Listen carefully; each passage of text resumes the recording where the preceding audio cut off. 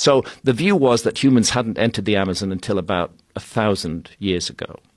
And then gradually, little by little, that view has begun to change. And it's begun to change because of the tragic clearances of the Amazon, because the Amazon rainforest is literally being cut down and turned into soybean farms and cattle ranches. And in that cutting down process has emerged things that shouldn't be there at all.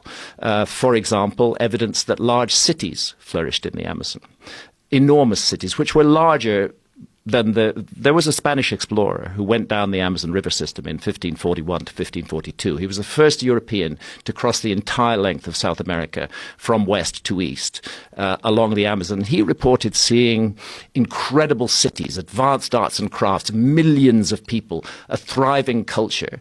And 100 years later, when other Europeans got into the Amazon, they couldn't find these cities. So they said, oh, Francisco Orellana, that was his name, made it all up. It was just a fantasy.